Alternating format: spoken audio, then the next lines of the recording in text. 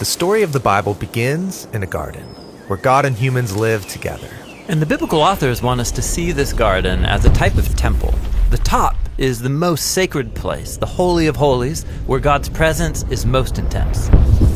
And that's where we find the Tree of Life. So, what's this tree all about? Well, it represents God's own life and creative power that is made available to others. In fact, God's first command is that humans eat from all of the trees, including this one.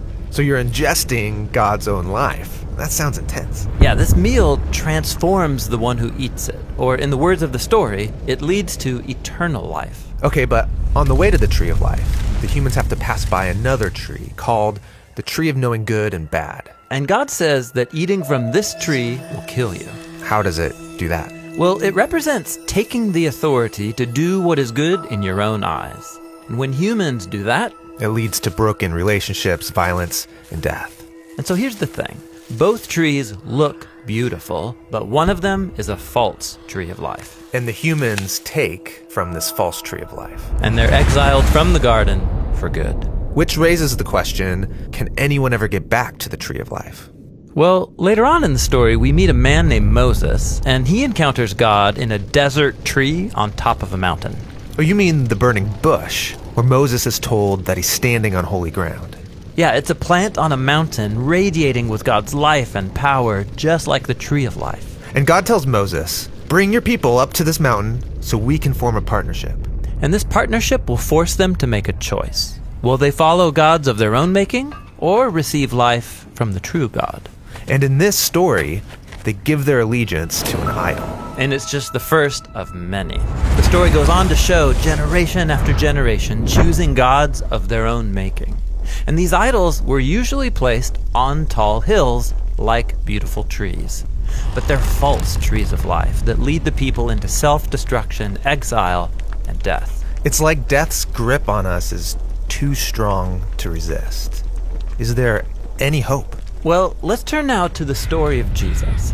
He came to announce that God's eternal life was available once again through him. So Jesus thinks of himself as the Tree of Life. Yes, this is what he meant when he claimed to be the vine that brings God's life into the world. And Jesus invited people to eat from him. Yeah, he was inviting people to trust him and be transformed by his life. But Jesus also exposed how corrupt humans are, how much they love false trees of life. And so Jesus presented people with a new choice between life or death. And this time, they don't just choose death. They also chose to attack the one who sustains all of life. Yes, Jesus is led up to the top of a hill where he dies upon a tree. The cross is the sad and violent result of humanity's desire to do what is good in our own eyes. The Tree of Life has been overcome by the power of death. Well, it seemed that way. But Jesus said that he was a seed of God's life that would die in the ground, but then grow into a plant that would bear much fruit. So to defeat death, Jesus went through it. And now, this new tree of life stands before us all.